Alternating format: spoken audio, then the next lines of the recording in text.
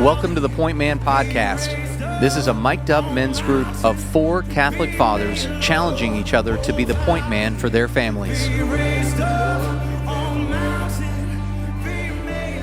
Welcome to the Point Man Podcast. Back again in the studio, working through a season on the OG point man, St. Joseph, and working through a fantastic book by Father Boniface Hicks, Through the Heart of St. Joseph. This has been our guide throughout the season, breaking out the virtues and qualities of St. Joseph, the most incredible point man who ever existed, who guided Our Lady, guided our Lord, especially in his youth, and really modeled just incredible virtue and all of the wonderful things that he was, the things that we strive to be as husbands and fathers.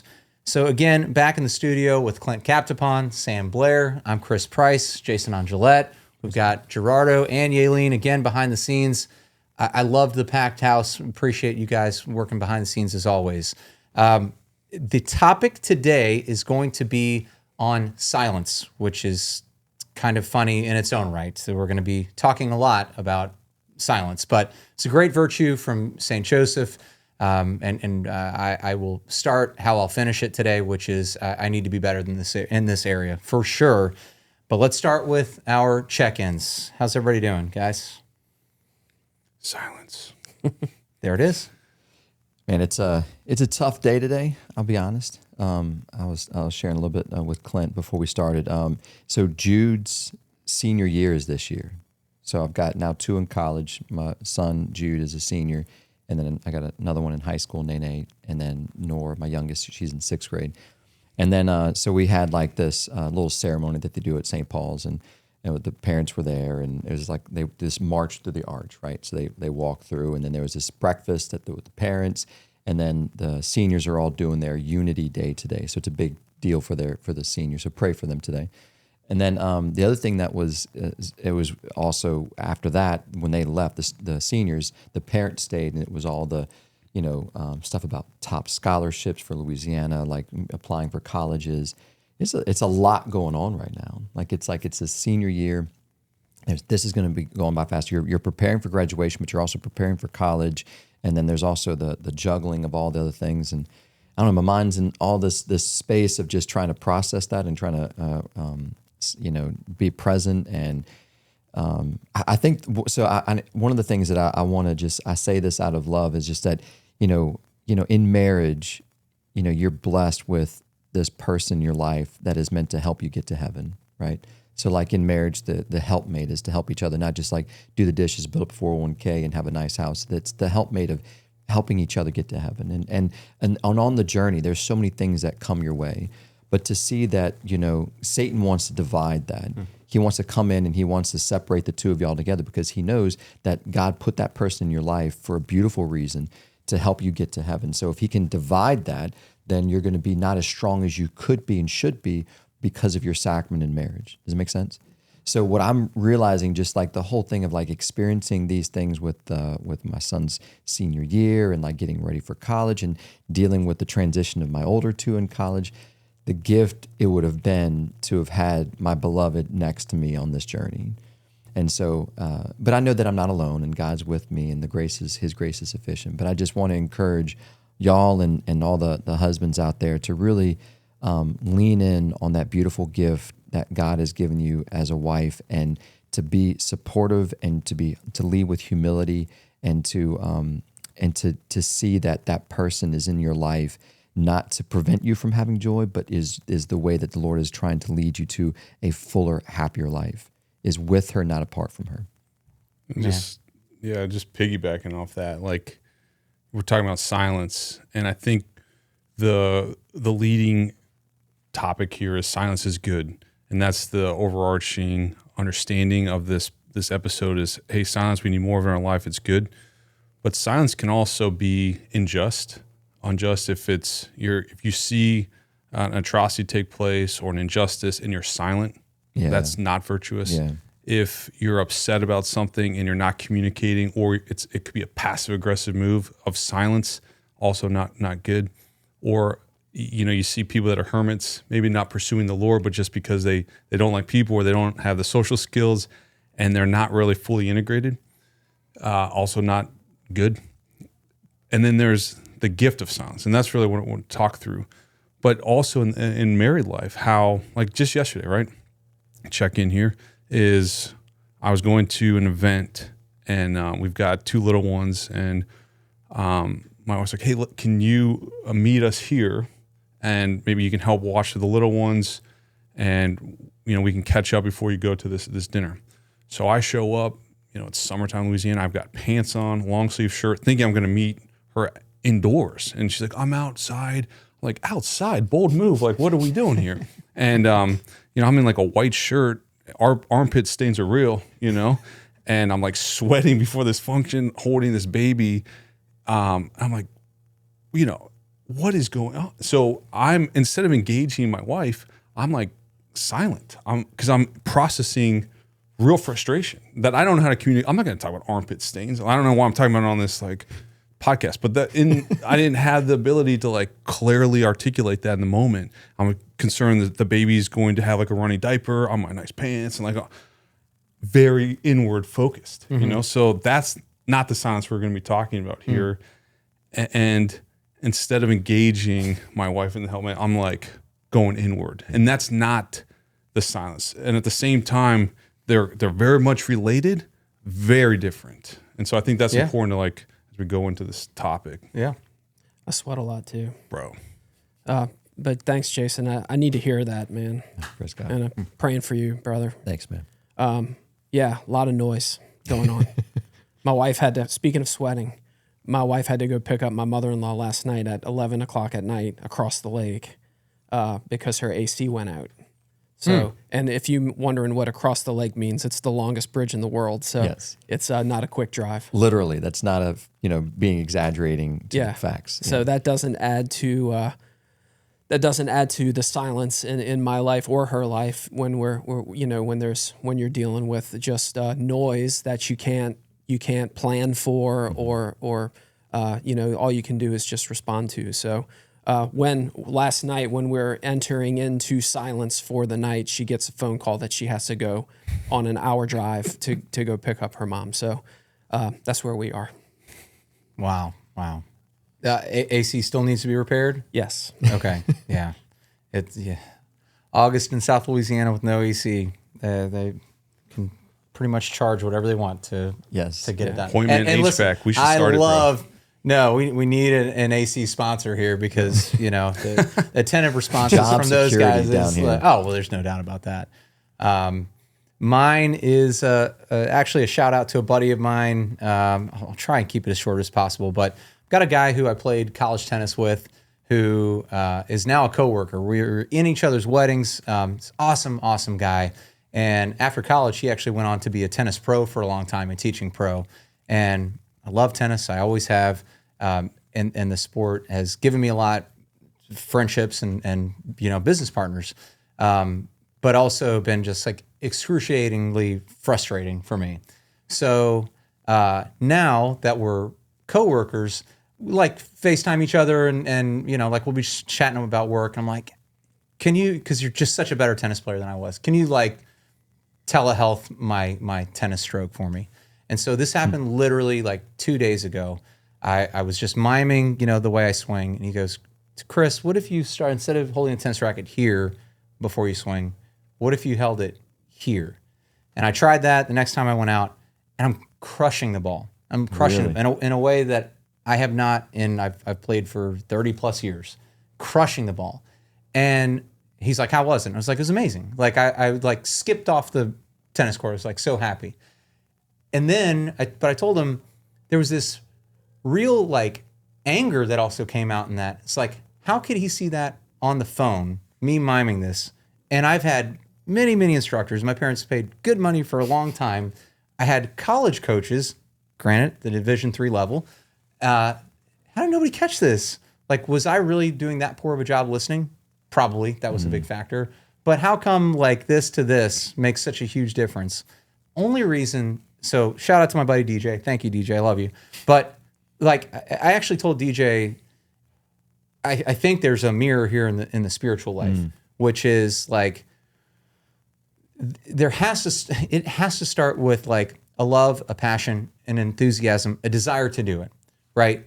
And Sam, I was reminded of like what you talked about, like going through Hell Week, and I asked you like, how were you able to do it? And you said, because I wanted to do it, and that outweighed all of the pain, the frustration, like whatever there was there. And I know that the circling back around to the point, man, is I know it can be frustrating. These like feeling like we're working really hard and maybe not really feeling like it's paying off.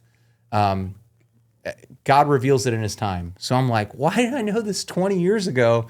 Couldn't have been more useful. But then it's like way outweighed by just thanksgiving of, well, I'm glad I kept with it. And I'm glad that God doesn't give up on me in the spiritual life. Yeah. Glad that my buddy DJ didn't give up on me in this. And just be like, dude, just, put the racket down and like do something else. Time to switch to pickleball or something like that. So I just feel like there's so much there in the spiritual life where you can feel like you're trying really hard. Keep asking the questions and being open to the answer. And maybe the segue here is that, in the spiritual life that can come in silence. Well, I just think that's wonderful, man. I think there's definitely a correlation. I even think there's one here with St. Joseph, because if you look at the reflection, right, of the angel has to tell St. Joseph, Our Lady's pregnant, which means in her humility, Our Lady did not try to defend herself and explain to St. Joseph, hey, this is why you probably noticed lately at breakfast that I'm pregnant. Let me explain myself. She didn't do that. And she probably knew that it was tearing St. Joseph apart. And St. Joseph, in his dignity and his respect and his love for Mary, couldn't bring himself to ask her either, because he knew, like, this is my spouse. She's holy. She's good. We've prayed together. I know who she, like, so he's not going to ask. She's not going to, but it's tearing him apart. He's like, what is going on here? So much so to the point where he's like, I know what the letter of the law demands of this situation, and the only way I feel like I can protect her is if I step away. But you got to think that the courage to step away from his one joy, like the amount of joy Our Lady brings to each of us in our lives. Can you imagine like living under the same roof? And so he's like faced with this to walk away, and the angel has to say like, Joseph, hold up real quick. Let me explain, because Our Lady's not going to explain this to you. And I think he obviously rejoices with that. He's been praying for the Messiah. The Messiah is coming to his own roof, his spouse. And at the same time, he's probably like overjoyed. And there's a little bit of maybe not anger, but the sense of, Mary, why don't you just tell me? That would have been easy, but that's not the case, and yet it, we don't dive in there, right? But that is real. And I think in our own lives, we can, each of us, reflect, like, why didn't someone just tell me this? Why didn't someone just point that out? Like over and over again, yeah, I don't know an answer. in the spiritual life, for sure. Like as we grow in our faith, like I think about stuff with the theology of the body. Maybe this is too much of a tangent, but like there's a lot that I wish I knew when I was younger. We were just talking about this, before. Like I wish that you didn't have some things happen or exposed to some things or whatever. All we can do now is like try and pay that forward to our children, and again model it for our spouses, which we talked about in the last episode too. On the topic of silence, I'm curious to hear from you guys about any efforts in this arena for you guys.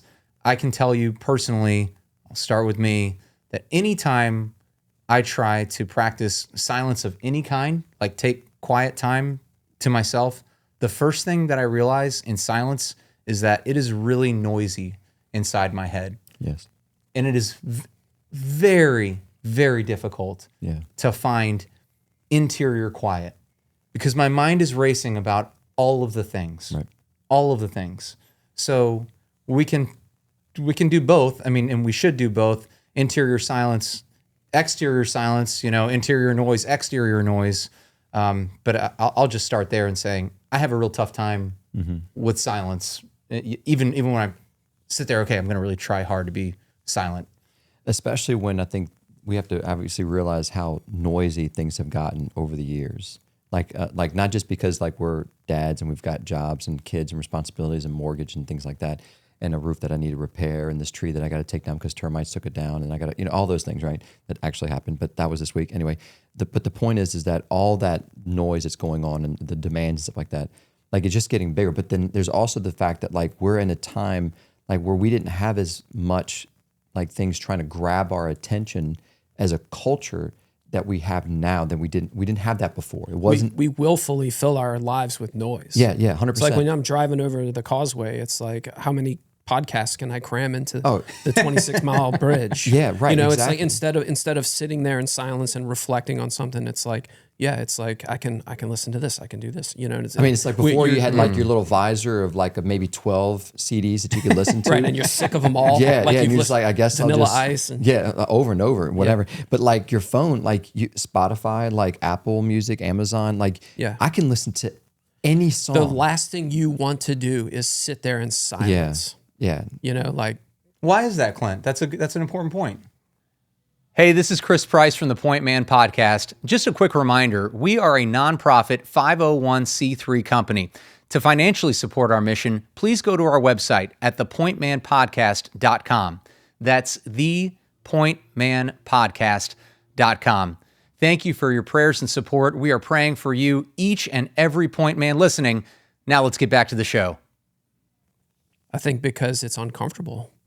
If you have to sit there in true silence, and you might be forced to reflect on something, and it becomes uncomfortable for people. Yeah, that's you don't have to enter into that because it's you step out of your comfort zone. I think you're spot on, Clint. And at the same time,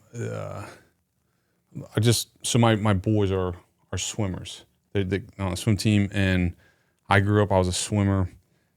And that is the toughest part of practice, is just the amount of time in silence. Like, especially in high school, you're swimming 2 hours. Maybe you get to interact with humans during the end of a set, but it's only briefly for a few seconds, catch your breath, and you're back at it.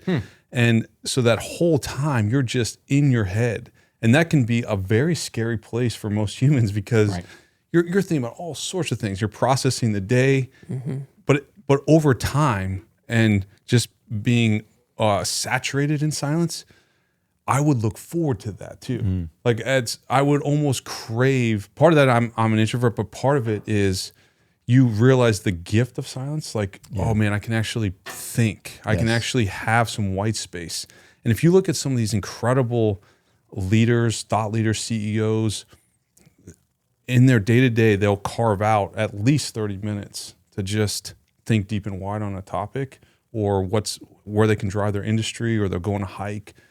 And and at the same time, I'll leave you guys with this thought: is you look at the Carthusians, when they have someone come and visit, they say, hey, look, this is going to be 8 days of silence, and it's not going to be easy. You are going to encounter the desert, because there's no consolation in food. There's no consolation in like a comfortable bed. There's no consolation in sleep because you're praying even in like 2 in the morning, midnight.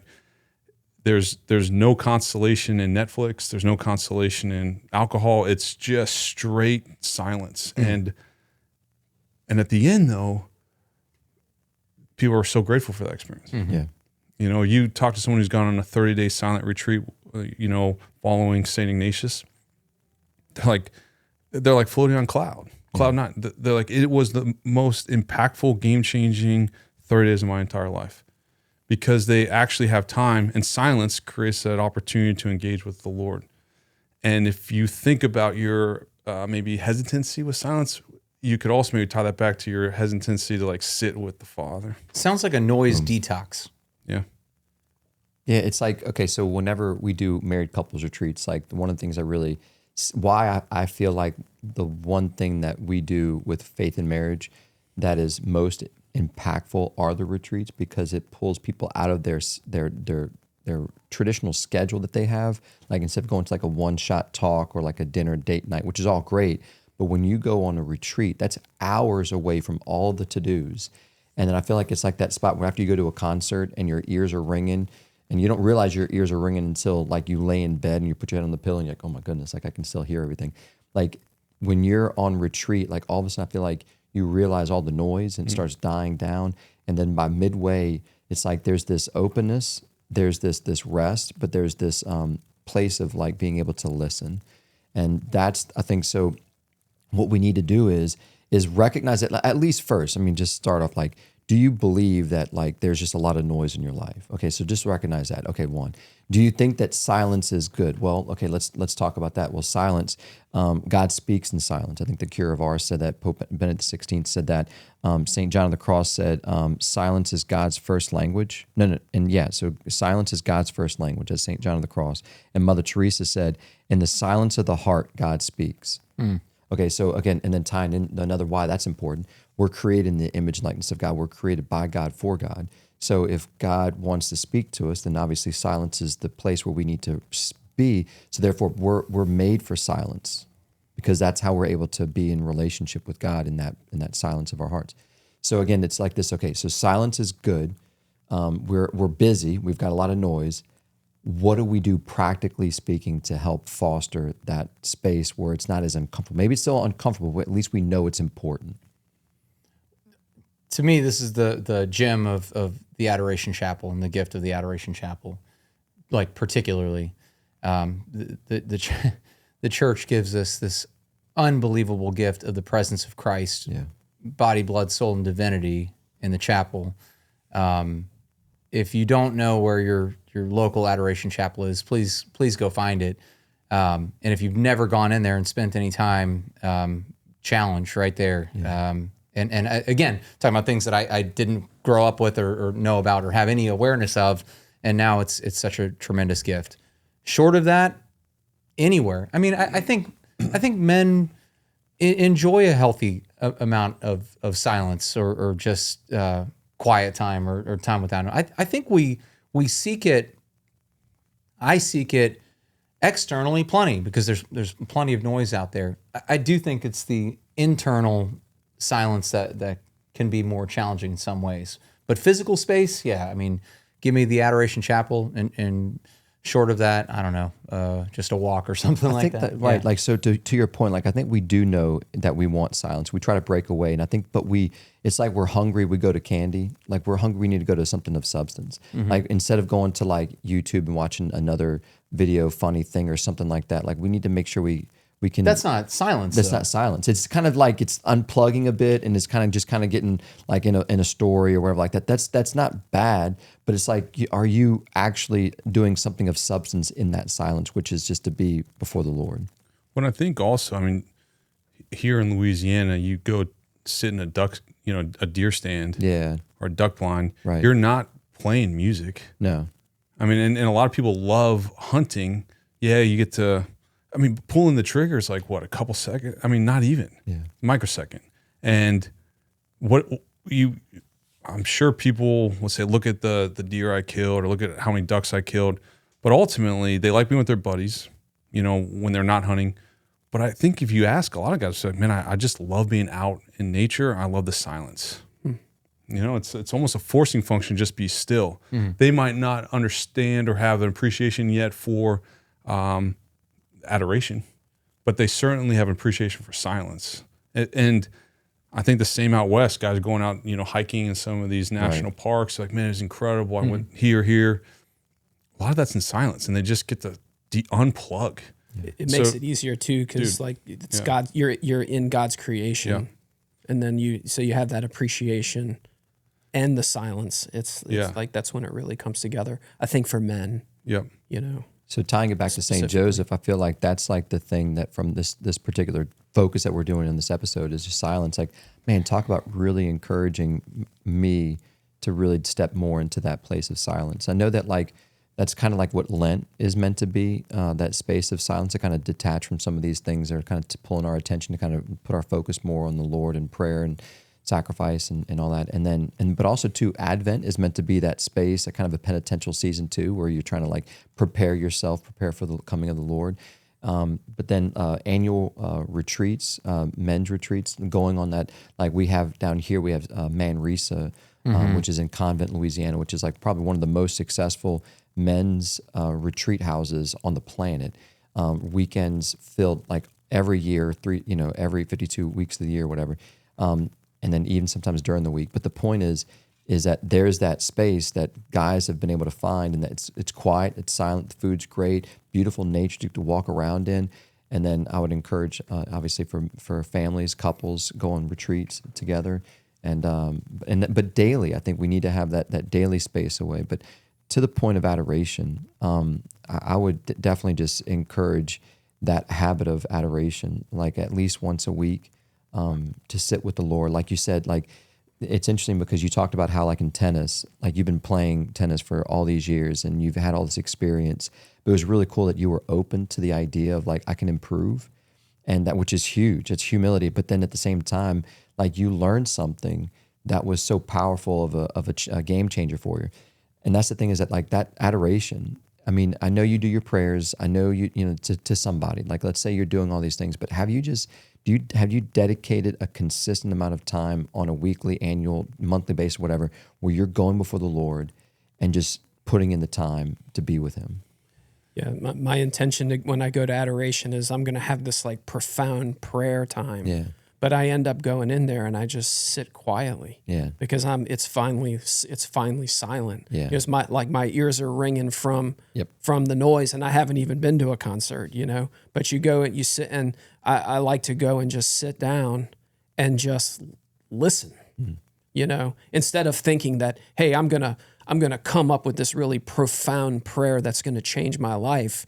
Right. Which that doesn't normally happen, but just being able to sit there and embrace the silence in the presence of the Eucharist, and just be open to hear. Yeah. And you walk out feeling like okay, and now I know what I need to go do. Yeah. Praise God. There's in the mornings recently, my youngest, who's 5 months, we'll just sit together, and like she'll be up and have my coffee, and she's not having a conversation with me. I can't converse with her, but we smile at each other, and I just hold her in silence and very much appreciate her. And she coos. I mean, it's an incredible. I mean, really, it's like a sacred time. And recently, when I go to adoration, I'll just sit there, and I think St. John Vianney talks about this. He was referencing one of the farmers in his town of ours, who, in his mind, succinctly defined what prayer is. He says, "Yeah, I look at the Lord, and He looks at me."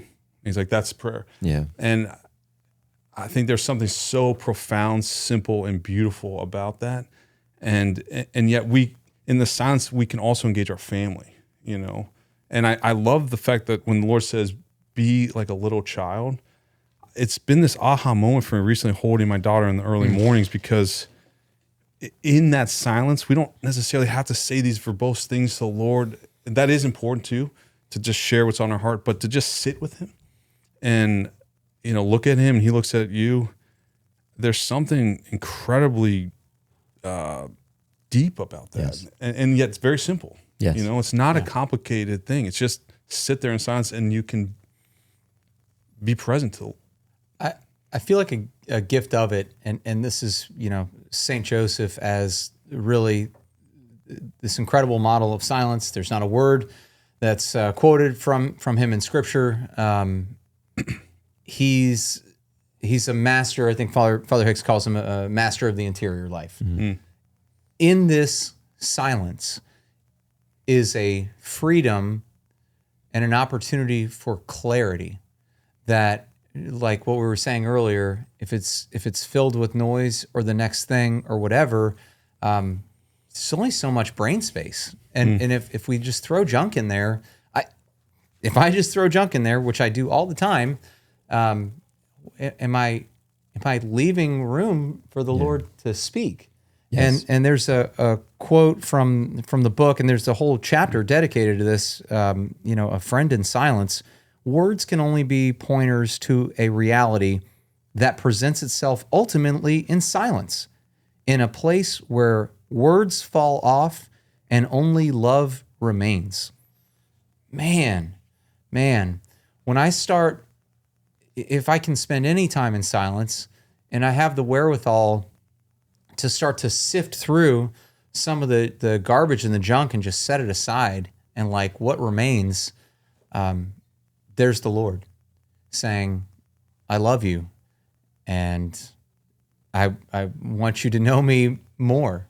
It's like all this convoluted stuff, but then like when you just really strip it away, it's a much simpler deal. And then here's Saint Joseph not saying a word in Scripture. Did he speak? Of course he said words. Of course he had a carpentry business that was successful enough to provide for his family and all of that.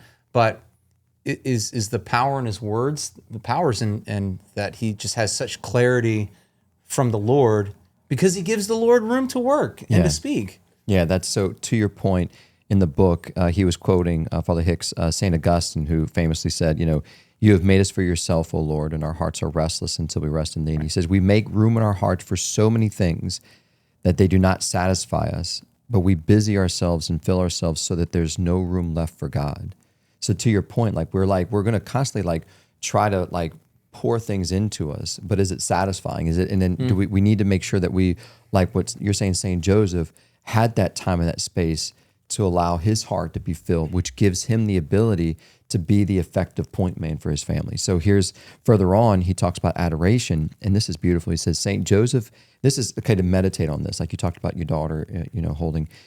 Saint Joseph made in his arms for Jesus. He set down his tools and stopped his productivity and simply held his baby. This is adoration.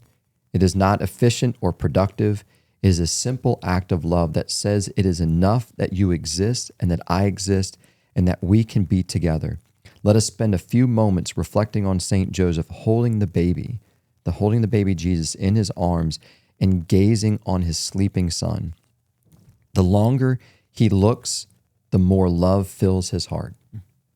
Like where your treasure is, there your heart will be also. And if we're giving our time to just meditate, reflect, to adore the Lord, especially in adoration, which Saint Alphonse Liguori says is a wellspring of grace that we can expose ourselves to be able to go there and receive that grace. But here we are, we can go there and just like Saint Joseph, just look upon the Lord and allow love to fill our hearts. We don't have to do anything. We don't have to have something kind of at the end of the day, at the end of the adoration time, we don't have to have what did you produce? Did you finish that paper or like that? What would you write? It's no, it's I was there. I was looking at him and he was looking at me. And that look isn't it's not empty. It's filling. Well, I think what it does is it does remove that I have to achieve something to show you my value. Yeah. When in reality, this gift that Saint Joseph had was just, the time with the Lord, which is available, that, doesn't have to be earned or merited, which is a gift that he wants to give us is, again, really just an important reminder for me, for sure. Exterior noise, I mean, we're surrounded by it. Does that mean I've got to shut and lock all doors to find it? Or I'm just trying to think of practical ways to be able to make space for this, because it is so important. Do we all have it and we just kind of gloss over it and fill it with something quickly? Or is it available, you think, Clint, more than... I long for silence, I just... With all of the responsibilities of work and children and everything, it's just not there. I mean, it's one of the virtues of Saint Joseph that I long for, that I feel like I probably fail at the most, is there's just so much noise constantly. I'd like to learn more about how. One thing I have been doing recently is going on walks in the evening. And that works in my schedule. So if you have a soft spot in your schedule that you can identify and actively seek some silence, it's probably worth doing it. If that's in the morning, at 5 o'clock in the morning, or at 7 o'clock at night, or at midnight, I don't know. But yeah, man, I mean, there's a lot of noise going on in my life, and there's no on the immediate horizon. It's just going to get busier, and Right. and all blessings. Yes. Yes. All blessings, all amazing blessings. Yeah. But you can get to a point where you feel overwhelmed. Yeah. And I feel like I manage it to a degree where it doesn't boil over. Right. But teach me how to find some more silence. I love what you said, like being intentional. Like that's a great practical step. Like look at your schedule. Like where's that spot that I can like just time out? Like, I mean, this is, in sports, I always use this, talking on retreats to couples that like, in the football game, there's always at halftime, and it's always good to get away from the noise and to quiet down, and then what's working, what's not, and let's get back on the game and let's get back in on the field and win the game. But it's like with the silence, like making sure that there's that daily time where you're letting the Lord, like just speak to you. And it's not you turn off, unplug, and just sit. Also, I'm curious about St. Joseph and his just friendships within Nazareth. I don't get the impression he had a lot of noisy friendships. And what I mean by that is just superficial conversations. I think he's like, I just don't have the I'm sure he had the patience. I'm sure he had the heart to engage in those conversations, but preference-wise, if we're talking preference, he's probably like, this isn't helping me maintain a stance of silence. Yeah. Man, that's a good point. You gotta pick and choose the things that you do in your life. It's like what you put your energy towards. Sure. And it's like, hey man, like I appreciate it, but I can't waste energy on that.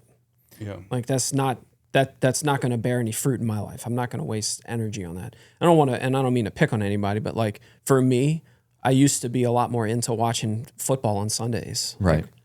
But I don't watch any NFL anymore. I've just lost my interest in it.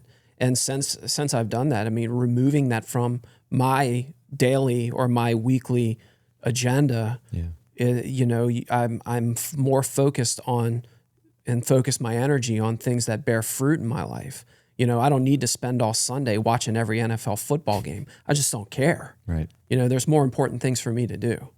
So that, that is a way, picking the things in your life that you're wasting energy on is a way to achieve more silence. Yes. Because you're taking things away that are not beneficial. And hopefully not immediately replacing it with something Correct. to fill the time. Right. But allowing the space to be the space. I feel like there's an important element of patience in this. Patience with myself, patience with my environment. That's like really, really important in this goal for silence. On page 48 of the book, though, like Father Hicks makes it clear, this is not like a suggestion, hey, you should. He writes, if we want to draw closer to St. Joseph and welcome his little family into our hearts, we must learn to make a place for him in silence. It doesn't have, the formula is very simple. Yeah. And I feel like there's actually a tie-in to our previous episode on obedience. If our desire is to know the Lord's will for us and to draw closer there, the only way that it's going to happen is to make this space in silence. Because if it's just relying on even the most well-intentioned friendships and advisors, well, I go to Job, whose three best buddies are telling him all the time, curse God and die. Yeah.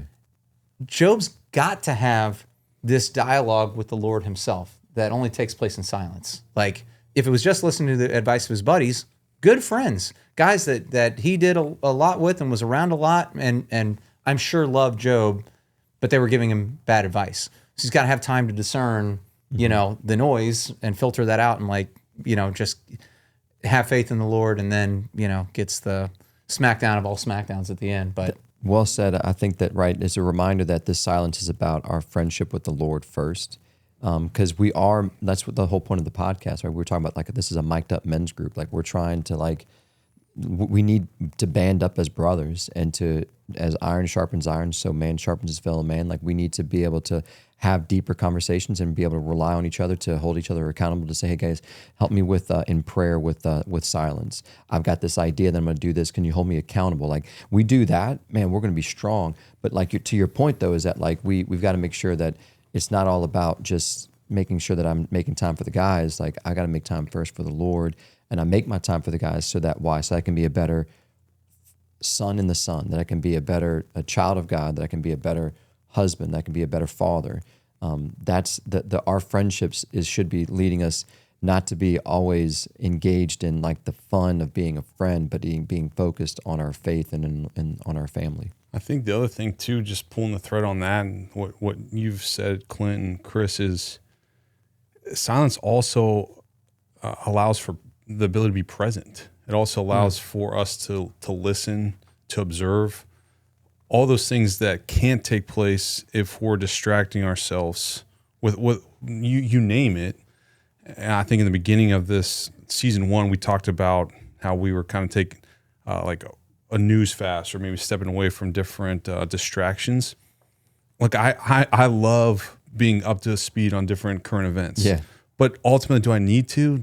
Was the human psyche even designed for as much information overload? I don't think so.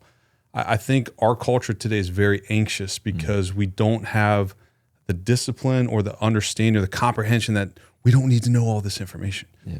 I think it really is pretty simple. I think we need to know, love, serve God, walk humbly with Him, and love our family, love our neighbor. Like, it's very simple. Yeah. But we can complicate it because we're like, I have to watch this game today. I have to be at this party tonight. I have to be at this event. I have to get on this Zoom call. I have to go to this practice. And I think if we can just kind of slow life down, just like professional, whether it's like a professional athlete or I think at any level, it's just slowing things down. That silence is also helpful there. And in slowing things down, we can start observing like, I actually don't need this. This isn't helping me. This isn't actually supporting my end state, which is heaven.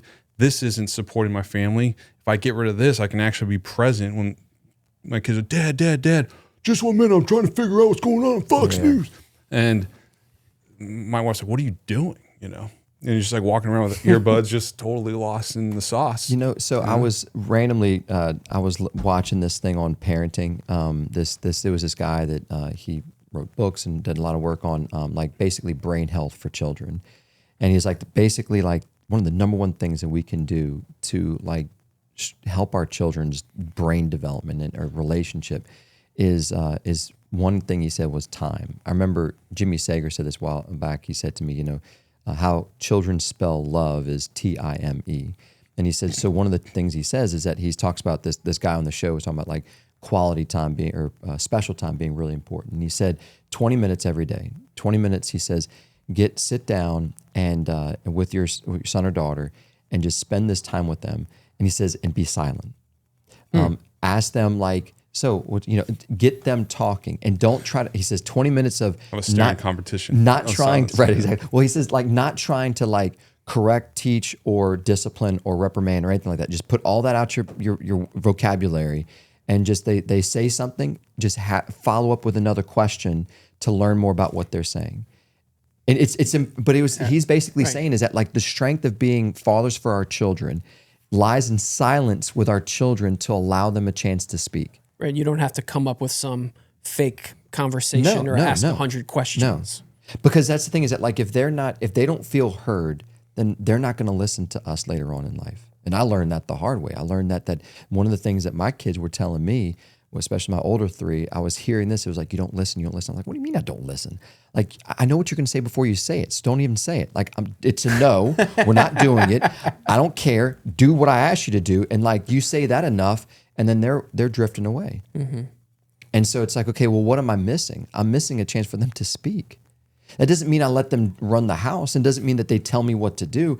It's just that they're letting me in on their heart, where their heart is. And the only way they're going to communicate that is if they actually talk to me about it. And maintaining the curiosity. So I want to do this, take the car somewhere, and you go, no. And that's like the end of it. But if there's more patience there, well, why? Yeah. Because I want to see my friend. Well, why? Like, unpacking a little bit and letting them share more means more silence. Yes. And the opportunity to listen a little bit more. It's fun. So that's a good like pause point, challenge. leave space for my kids to speak.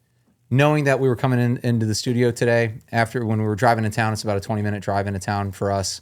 And we like to listen to the rosary first there, and just listen in the car and everybody's quiet.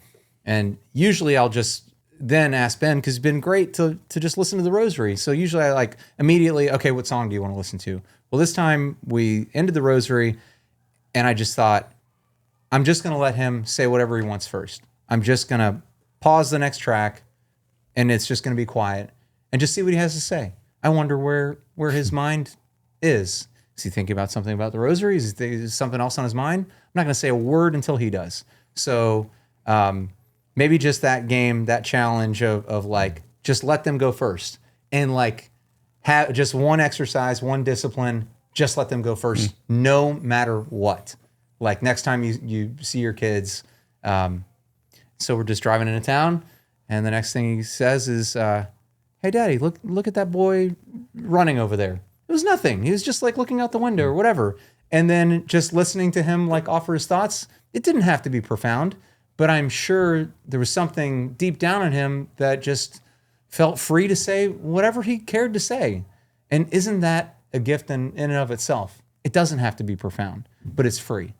And so that was just a really beautiful moment. I can't tell you the last time that I've done that, but just knowing that I was coming into the studio and like, okay, well, what about just this challenge here? So I've silence for our faith, silence, I think, as roles as fathers, as husbands, like it's so strong. Like we need to cultivate silence, and that's going to help grow our relationship with God and others if we learn how to enter in that space of silence and be listening and attentive to the promptings of the Holy Spirit, to be attentive and listening to the heart of our beloved, to our children. Like silence is so important. Like it's something that I think that, again, for myself, I struggle with, and you can tell because I keep talking, but I'm like, this is exciting to mention that like this goal that we should be striving after, silence, is so fruitful for our faith and for our families. How about this one with our wives, where I come in the door, I've got a lot on my mind from the workday, and that's consuming my headspace. And of course, I want to talk about that. And I might do the cursory, hey, how's your day been? But really, there's no freedom. Are you done yet so I can talk? Yeah, that's it. Yeah. Yeah. Right. I wasn't saying that to you. Thank you. Yeah, no, I was Thanks. playing along with you your beat scenario. me to the punchline. Yeah. Yeah. I think the other thing about silence too is the ability, the humility of not defending ourselves. Last week, I won't get into details, but there was like, it was on the feast day of the Assumption. Like all these things happened where I felt just this, I want to call it a rage, something close to it, where I was just like, get the knife hands, and I wanted to just like go out. hard on like the text, like, and just, but it's like, well, this is a waste of time, dude. And it was interesting because we've just been kind of going deep on St. Joseph. I looked at us like, St. Joseph wouldn't do this. St. Joseph just like, I'm going to pray for these people. Yeah. And that's an interesting take on silence too. It's not just for cultivation of prayer life, but also not in a passive aggressive way, but in a way of, what will my words agitate the situation, or will they actually de-escalate it? And sometimes silence can be a great gift too, just like not going to engage there. Well, too, if you don't allow your kids to speak and you shut them down and you do the wrong thing, afterwards you have shame and guilt because you realize you are just a jerk to your kids. Yeah. And that just creates more noise inside your head. Yeah. So allowing that to happen, which I loved with your story there, it's a great point. Allowing them to speak and be free. And you being conscious of that, you avoid lashing out, saying the wrong thing, and then you have that shame and guilt that you have to carry with you for the rest of the day, which for me, I know is the opposite of silence. When you're trying to sit in silence, but you feel guilty or shameful about something, it's actually really, really loud. Yeah. And it's just so, and I have to remind myself in all of those moments, like, okay, make the right decision here, Clint. Yeah, You know, be cool, man. You know, keep cool. Be cool. Keep it. Yeah, and so you avoid that future shame and guilt, and that just kind of rides on you. As also like you delighted in your son's response. Like again, like I think about again how we're supposed to be like allowing the fatherhood of the Lord to radiate, pour out from us to our children, and how like you were able to radiate that delight that the Lord has for your son. Praise God. And you were able to do that. It's because And you did it in silence. only because I felt a challenge among the group to try and model some of what we're talking about, because I have a terrible time with it. Man on the fence. We talk about this all the time. What if, okay, I'm going to make this effort for silence. What if I don't hear anything? What if I go into this silence? I want to quote Psalm 28 here, a Psalm of David. I pray to you, O Lord, my rock, do not turn a deaf ear to me. For if you are silent, I might as well give up and die. Listen to my prayer for mercy as I cry out to you for help. That is a very scary thought. I'm going to really make an effort in this way, but to not feel like anything is happening. And that can be very scary.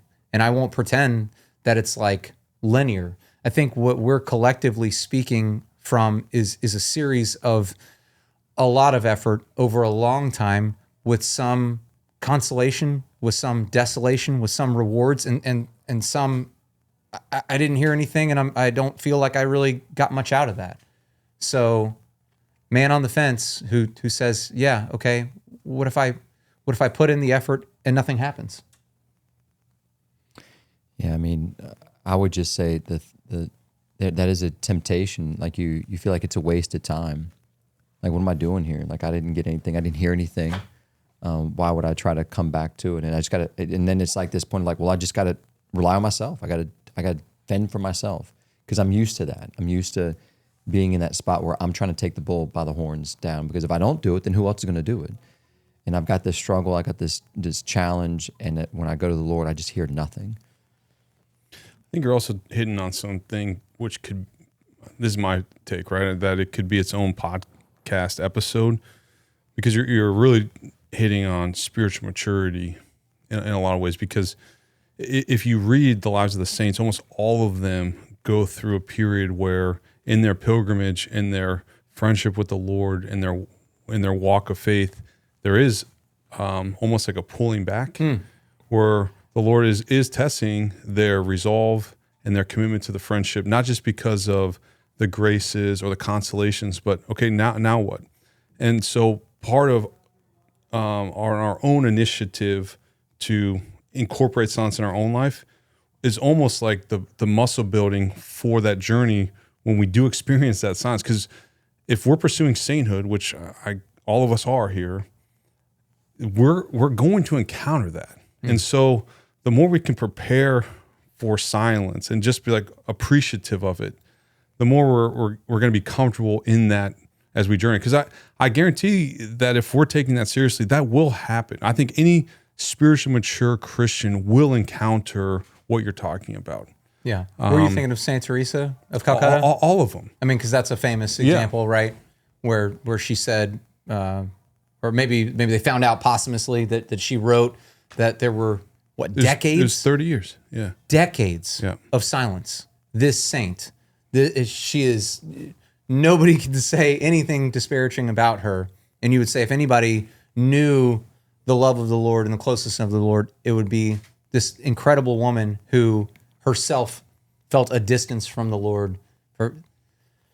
That is a master. That's a master of the interior life, to be patient with the Lord. And not on my time, but on your time, Lord. It's a big ask in the world that we live in, Bro, because it's nowadays you can biggest find the ask. answer for anything by just Googling it, right? So like we expect a response or an answer to like every question we have all the time.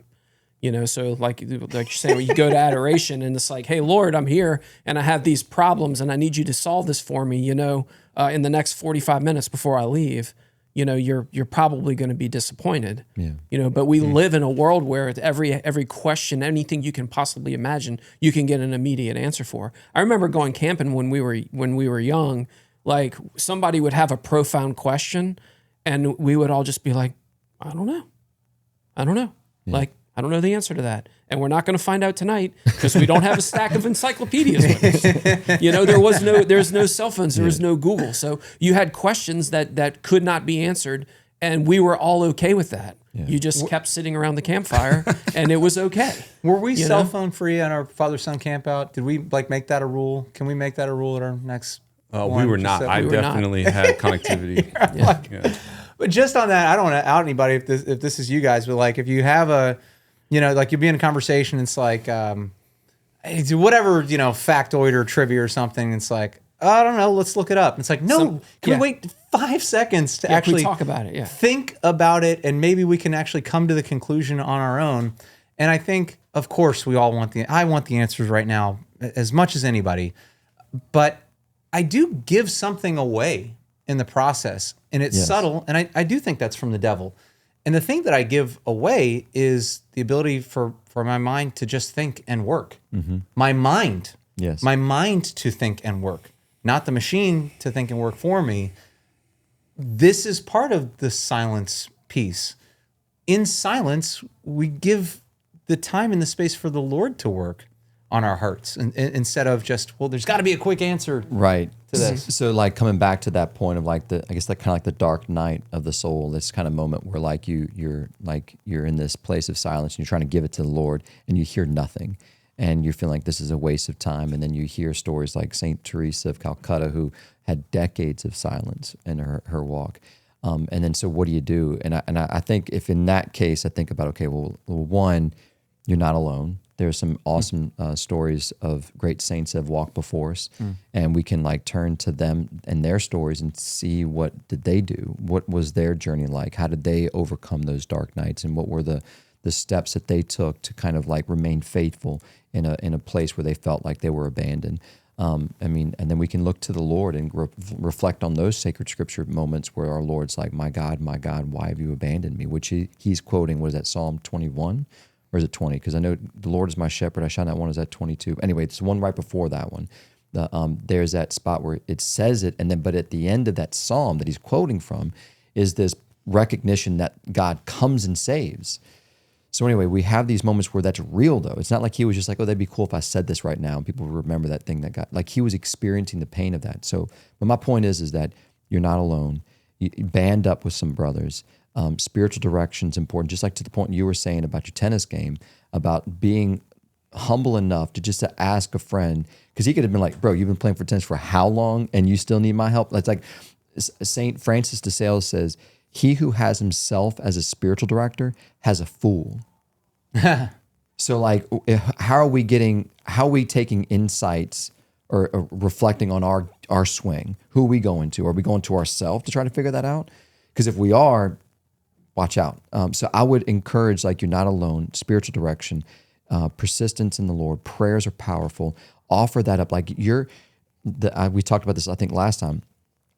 It was St. Ignatius of Loyola, I think, who said this: an ounce of desolation is worth more than the pound of consolation. And you're talking about somebody who took his journey into the cave and spent time in poverty to experience that pain. So it's not like somebody who just like, oh, this sounded nice.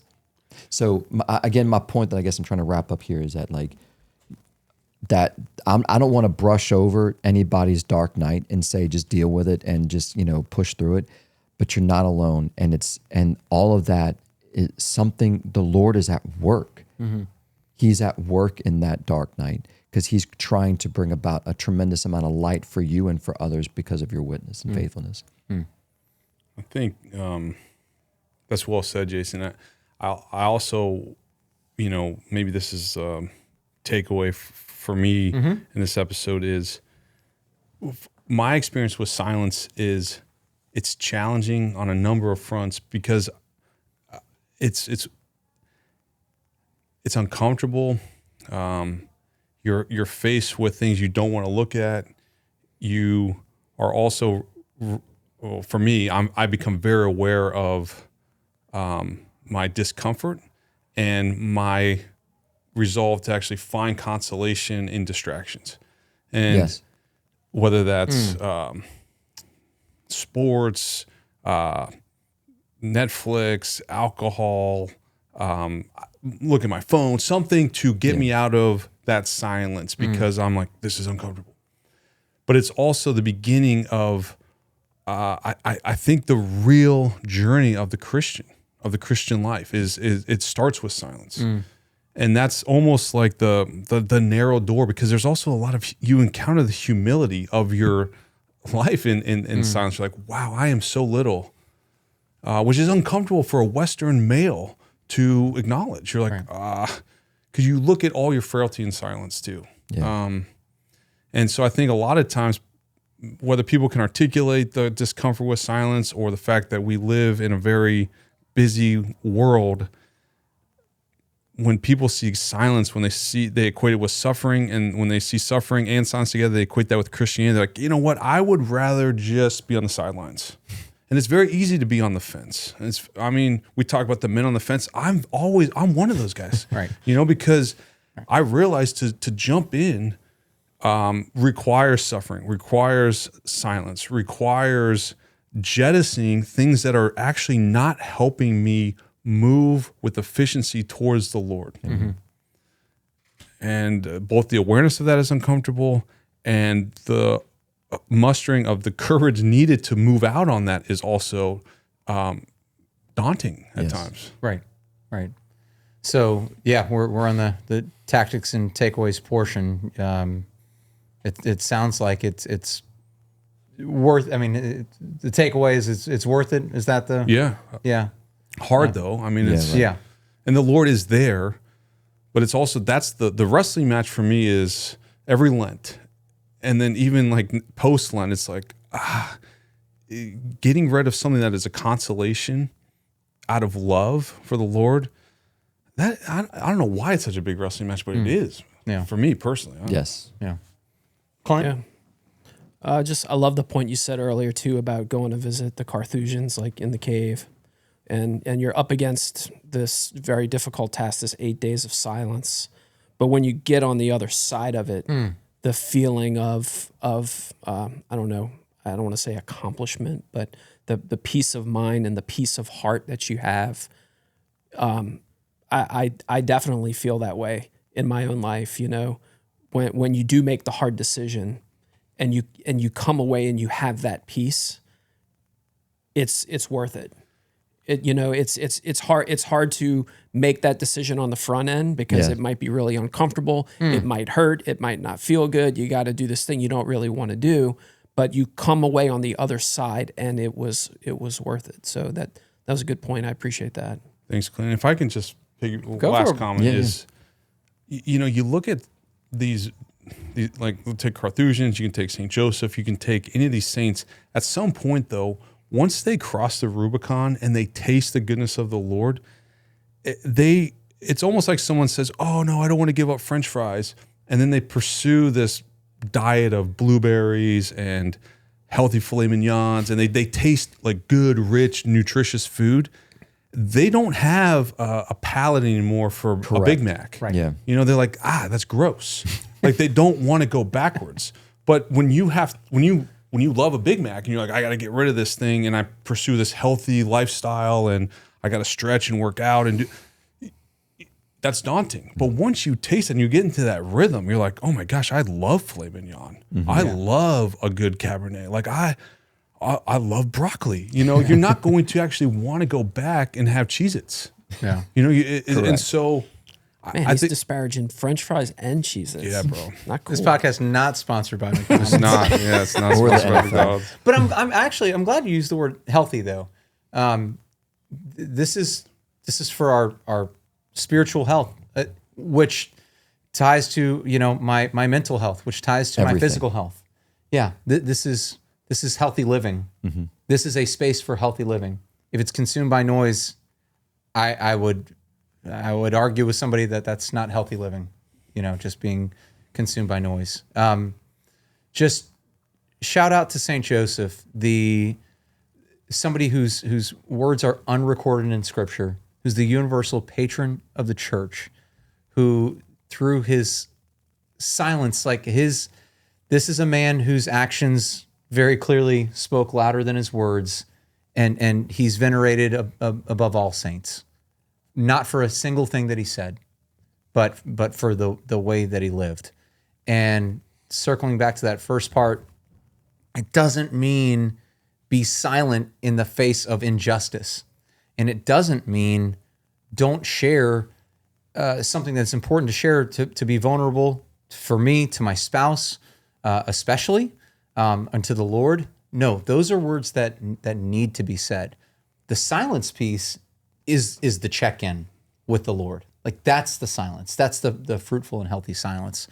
But I'll just leave it there. On my takeaway. No, my takeaway is I just want to be challenged, and I want to go deeper and just making sure that I'm having that silence for the Lord, and I have silence for my children, that I can like sit there and just let the Lord speak, let my kids speak, and then delight in whatever is said. Amen. Let's leave it there, guys. Thank you for listening. Pray for more silence for us, and of course we do for you, as in all things. This has been such an awesome season on St. Joseph. What a gift to us. And thank you again, Father Hicks, for this beautiful book. More on St. Joseph next time. For now, live a life of virtue. Stay close to the sacraments. Be the point man for your family. Man, what another great show today. I want to thank all of our listeners for spending the time with us. I want to challenge you, if you've enjoyed this, please share this show with another husband or father that you know, or leave us a review on Google, Apple, or Spotify. We'll see you next time. I rise up like smoke from a gun, like a brand new